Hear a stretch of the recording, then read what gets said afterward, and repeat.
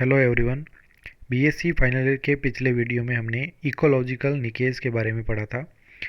इस वीडियो में हम बात करेंगे इकोसिस्टम की यानी पारितंत्र की, उसका कंसेप्ट, टाइप्स एंड स्ट्रक्चर के बारे में हम पढ़ेंगे। तो बात करते हैं पहले कंसेप्ट ऑफ एन इकोसिस्टम के बारे में। The term ecosystem was coined in 1935 by ecologist A G Tansley. तो जो ये टर्म है इकोसिस्टम, ये 1935 में इकोलॉजिस्ट एजी टेंसले के द्वारा दिया गया था। To include the interactions among biotic and abiotic components of the environment at a given site. तो किसी एक दिए गए स्थान के पर्यावरण के बायोटिक और एबायोटिक यानी जैविक व अजैविक कारकों के बीच में होने वाले इंटरेक्शंस के लिए एजी टेंसले ने यह शब्द दिया था। The living and non-living components of an ecosystem are known as biotic and abiotic components respectively। तो जो लिविंग कंपोनेंट्स होते हैं तो उसे कहा जाता है इकोसिस्टम में बायोटिक कंपोनेंट, और जो नॉन लिविंग थिंग्स या कंपोनेंट्स होते हैं उन्हें एबायोटिक कंपोनेंट्स कहा जाता है किसी भी इकोसिस्टम के अंतर्गत। इसके बाद हम बात करते हैं कैरेक्टरिस्टिक्स ऑफ इकोसिस्टम, यानी इकोसिस्टम के क्या कैरेक्टर्स होते हैं। According to Smith 1966, common characteristics of most ecosystem are as follows. तो स्मिथ के अनुसार जो इकोसिस्टम होते हैं, अधिकांश इकोसिस्टम के अंदर ये लक्षण उपस्थित होते हैं।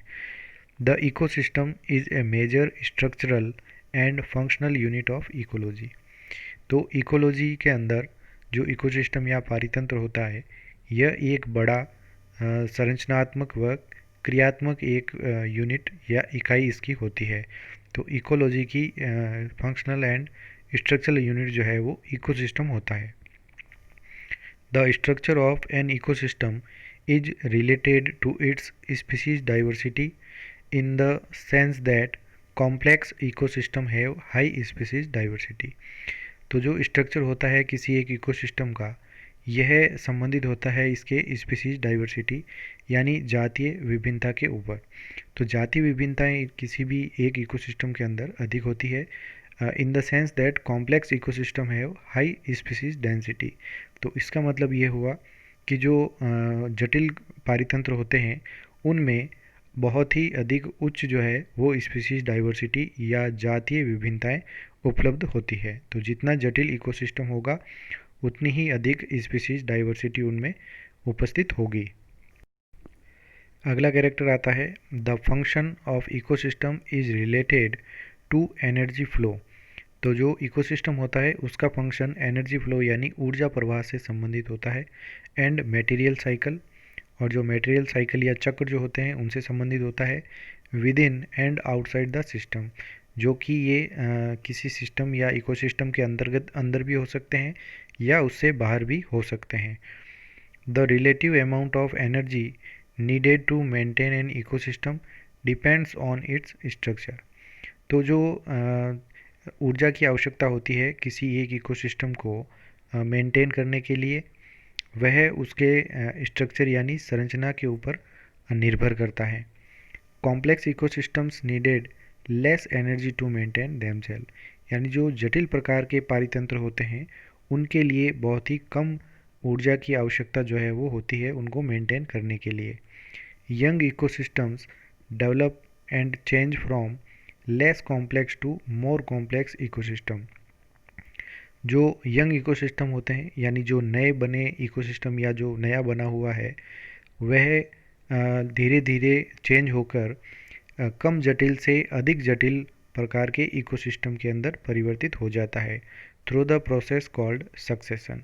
और ये जो प्रक्रिया है कि कम जटिल से अधिक जटिल बनता है इकोसिस्टम, ये प्रक्रिया सक्सेशन या अनुक्रमण कहलाती है। तो अनुक्रमण के द्वारा ये जितने भी इकोसिस्टम होते हैं वो जटिल प्रकार के बनते चले जाते हैं। Each ecosystem has its own energy budget. तो प्रत्येक इकोसिस्टम का खुद का एक ऊर्जा बजट होता है, विच कैनॉट बी एक्सीडेड, जो कि उससे ज़्यादा नहीं बढ़ सकता है। यानी कि इनके लिए एक लिमिटेड एनर्जी सोर्स या लिमिटेड एनर्जी बजट होता है सभी इकोसिस्टम के लिए। Adaptation to local environmental condition is the important feature of biotic components of an ecosystem. तो किसी भी इकोसिस्टम के अंदर जो बायोटिक कंपोनेंट्स होते हैं, जैविक कारक जो होते हैं, उनके लिए एक इम्पॉर्टेंट फीचर ये है कि वे सभी जो है अपने स्थानीय एनवायरनमेंट के अनुसार उनके अंदर अनुकूलनशीलताएं उत्पन्न जो है वो हो जाती है। तो जैसे ही उनके अंदर एडाप्टेशन आती है वो आसानी से उस इकोसिस्टम के अंदर जीवित रह सकते हैं। The function is every ecosystem involves A series of cycle. तो सभी इकोसिस्टम के अंदर जो क्रिया करने वाले साइकिल है वो आते हैं या चक्र जो है इनके अंतर्गत आते हैं। तो प्रत्येक इकोसिस्टम के लिए ये आवश्यक है कि उनके अंदर जो है वो ये इस प्रकार के चक्र उपस्थित होते हैं। जैसे वाटर साइकिल यानी जल चक्र उपस्थित हो, नाइट्रोजन साइकिल या oxygen cycle etcetera. These cycles are driven by energy. और ये जितने भी इनमें चक्र जो है चलते हैं इकोसिस्टम के अंदर, ये सभी ऊर्जा के द्वारा चलाए जाते हैं।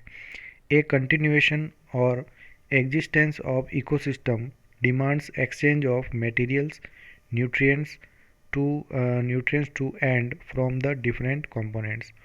तो एक किसी इकोसिस्टम के लिए उसके लगातार चलने के लिए या उसके बने रहने के लिए जो है मटेरियल्स का एक्सचेंज और न्यूट्रिएंट्स का एक्सचेंज जो है वो सबसे ज़्यादा आवश्यक होता है। तो जैसे ही मटेरियल और न्यूट्रिएंट्स का एक्सचेंज चलता रहेगा, वे इकोसिस्टम जो है वो लगातार चलता रहेगा। तो ये एक्सचेंज जो है वो कभी भी इसमें रुकता नहीं है। अब बात करते हैं टाइप्स ऑफ इकोसिस्टम यानी पारितंत्र के प्रकारों के बारे में। तो मुख्यतया पारितंत्र जो है वो दो प्रकार के होते हैं। पहला हो सकता है नेचुरल और दूसरा होता है आर्टिफिशियल या जिसे मैन मेड इकोसिस्टम कहते हैं। यानी एक प्राकृतिक होता है और दूसरा कृत्रिम इकोसिस्टम होता है। अब जो प्राकृतिक इकोसिस्टम होता है उसे दो भागों में विभाजित किया जा सकता है। एक तो वह जो स्थल पर होता है उसे कहते हैं टेरेस्ट्रियल इकोसिस्टम, और जो जल में उपस्थित होता है उसे हम एक्वेटिक इकोसिस्टम कह सकते हैं। टेरेस्ट्रियल इकोसिस्टम के अंदर भी तीन अलग अलग प्रकार हो सकते हैं, जैसे फॉरेस्ट यानी किसी वन का इकोसिस्टम, ग्रासलैंड या किसी घास स्थल का इकोसिस्टम, और फिर आता है डेजर्ट यानी किसी मरुस्थल का इकोसिस्टम। तो जैसा हैबिटेट होता है उसी के अनुसार जो है टेरेस्ट्रियल इकोसिस्टम को नाम दिया जाता है। तो इस प्रकार के ये उदाहरण हैं तीन। दूसरा आता है जो एक्वेटिक इकोसिस्टम। ये मेराइन इकोसिस्टम हो सकता है या फ्रेश वाटर के अंदर हो सकता है। मेराइन के अंदर जो जितने भी समुद्री जल में उपस्थित जो इकोसिस्टम है वे सभी मेराइन इकोसिस्टम के अंतर्गत आते हैं, और जो स्वच्छ जल या मीठे जल के जो स्रोत है उनमें उपस्थित इकोसिस्टम फ्रेश वाटर इकोसिस्टम कहलाते हैं। तो फ्रेश वाटर इकोसिस्टम दो प्रकार के हो सकते हैं। पहला हो सकता है लॉटिक इकोसिस्टम और दूसरा होता है लैंटिक इकोसिस्टम। लॉटिक इकोसिस्टम वह होता है जहाँ पर स्वच्छ जल जो है वो बहता रहता है, जैसे रिवर है, स्ट्रीम है या स्प्रिंग है, यानी नदी नाले झरने जितने भी है उनमें अगर कोई इकोसिस्टम की स्टडी करते हैं तो उसे लॉटिक इकोसिस्टम कहा जाता है। दूसरा आता है लैंटिक यानी पड़ा हुआ जल, जैसे झील है, तालाब है या स्वैम्प है। तो इनके अंदर उपस्थित जो इकोसिस्टम होते हैं वो लैंटिक इकोसिस्टम कहलाते हैं। तो फ्रेश वाटर इकोसिस्टम दो प्रकार के हैं, लॉटिक और लैंटिक। अब आर्टिफिशियल या मैन मेड इकोसिस्टम के अंदर हम बात कर सकते हैं एग्रीकल्चर के बारे में या किसी मानव के द्वारा बनाई गई सिटी के बारे में या कॉलोनी के बारे में। तो वो मैन मेड या आर्टिफिशियल इकोसिस्टम्स कहलाते हैं। तो सबसे पहले बात करते हैं नेचुरल इकोसिस्टम या प्राकृतिक पारितंत्रों के बारे में। These ecosystem are capable of operating and maintaining themselves. यानी कि ये इकोसिस्टम जो है ये स्वतः ही चलते हैं और स्वतः ही अपना मेंटेनेंस जो है वो कर सकते हैं। तो ये दोनों ही चीज़ों में सक्षम होते हैं और ये अपने आप इनके अंदर ये उपलब्ध होता है गुण, without any major interference by man. और मानव के द्वारा किसी भी प्रकार के इंटरफेरेंस के बिना ये अपने आप को मेंटेन कर सकते हैं। There are two types of ecosystem on the basis of habitat. तो हैबिटेट के आधार पर जो है नेचुरल इकोसिस्टम दो प्रकार के हैं। फर्स्ट आता है टेरेस्ट्रियल इकोसिस्टम यानी स्थलीय इकोसिस्टम, जिसमें फॉरेस्ट, ग्रासलैंड और डेजर्ट इकोसिस्टम आते हैं। दूसरा आता है एक्वेटिक इकोसिस्टम या जिसे कहते हैं जलीय पारितंत्र, जिसमें फ्रेश वाटर इकोसिस्टम आता है जैसे तालाब, लेक, रिवर। और दूसरा आता है मेराइन इकोसिस्टम, जिसमें ओशंस यानी समुद्र के अंतर्गत आते हैं। दूसरे प्रकार के आते हैं आर्टिफिशियल इकोसिस्टम यानी कृत्रिम पारितंत्र। These are maintained by man, यानी ये मनुष्यों के द्वारा जो है वो मेंटेन किए जाते हैं। These are manipulated by man for different purposes, और ये जो पारितंत्र है ये मनुष्यों द्वारा बनाए जाते हैं अलग अलग कार्यों के लिए, जैसे क्रॉपलैंड्स है, आर्टिफिशियल लेक यानी कृत्रिम झीलों का निर्माण करना, रिजर्वोयर्स का निर्माण करना, टाउनशिप एंड सिटीज़। तो इन सब का निर्माण जो है वो आर्टिफिशियल इकोसिस्टम के अंतर्गत आता है और ये सभी मानव निर्मित होते हैं। इसके बाद हम बात करते हैं basic structure of an ecosystem, यानी एक इकोसिस्टम का जो आधारभूत ढांचा है वो क्या होता है या इकोसिस्टम किन कारकों के द्वारा बना होता है। तो सबसे पहले हम बात करते हैं एबायोटिक कंपोनेंट्स की, यानी कि अजैविक कारकों के अंदर कौन कौन से आते हैं। तो अजैविक कारक में इनमें क्लाइमेटिक फैक्टर्स आते हैं और इडेफिक फैक्टर्स। क्लाइमेटिक में वातावरणीय कारक आ जाते हैं, इडेफिक में जो मिट्टी के कारक होते हैं वो सब इसके अंदर आते हैं। तो क्लाइमेटिक के अंदर आते हैं रेन, लाइट, विंड, टेम्परेचर, यानी बारिश, प्रकाश, हवा तथा तापमान। ये सभी क्लाइमेटिक फैक्टर्स या कंपोनेंट्स के अंतर्गत आते हैं।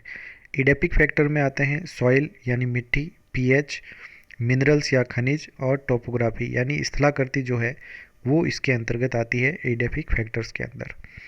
दूसरी जो कंपोनेंट आता है इसमें वो आता है बायोटिक कंपोनेंट्स या इन्हें कहते हैं जैविक कारक। इनमें आते हैं सबसे पहले प्रोड्यूसर्स यानी उत्पादक, इन्हें कहते हैं ऑटोट्रॉप्स यानी स्वपोषी इन्हें कहा जाता है, क्योंकि ये प्रोड्यूसर्स होते हैं प्लांट्स और ये अपना भोजन स्वयं बनाते हैं। दूसरे आते हैं कंज्यूमर्स या उपभोक्ता, इन्हें कहा जाता है हेटेरोट्रॉप्स यानी कि विषमपोषी कहा जाता है। तीसरे आते हैं डीकम्पोजर्स या अपघटक, जिन्हें कहता है सेप्रोट्रॉप्स, यानी कि ये अपघटक या जो कूड़ा करकट होता है कार्बनिक, उनके ऊपर ये जीवित रहते हैं। तो जो हेटेरोट्रॉप्स होते हैं यानी कंज्यूमर्स जो होते हैं वो चार प्रकार के होते हैं: primary consumers, secondary consumers, tertiary और क्वाटरनरी। तो चार प्रकार के उपभोक्ता पाए जाते हैं। जो प्राइमरी कंज्यूमर्स होते हैं वो हर्बीवोरस होते हैं यानी कि शाकाहारी होते हैं। सेकेंडरी या द्वितीय कंज्यूमर जो होते हैं वो प्राथमिक रूप से मांसाहारी होते हैं, यानी इन्हें प्राथमिक मांसाहारी कहा जाता है। टर्सरी कंज्यूमर होते हैं जो तृतीयक उपभोक्ता, उन्हें कहा जाता है लार्ज कार्निवोर्स, यानी बड़े आकार के मांसाहारी जीव इनके अंतर्गत आते हैं। फोर्थ आता है क्वाटरनरी कंज्यूमर यानी चतुर्थक उपभोक्ता, इन्हें कहा जाता है ओमनिवोरस। ओमनिवोरस यानी कि सर्वाहारी प्रकार के होते हैं। तो ये हाईएस्ट सबसे सीड्स के उपभोक्ता होते हैं। तो ये कार्निवोरस भी होते हैं और हर्बीवोरस भी होते हैं, यानी दोनों ही प्रकार, इन तीनों ही प्रकार के कंज्यूमर्स का ये खाने में उपयोग कर सकते हैं, इसलिए ये कहलाते हैं omnivorous. Thank you so much. इसके बाद का आगे का पार्ट जो है वो हम अगले वीडियो के अंदर पढ़ेंगे।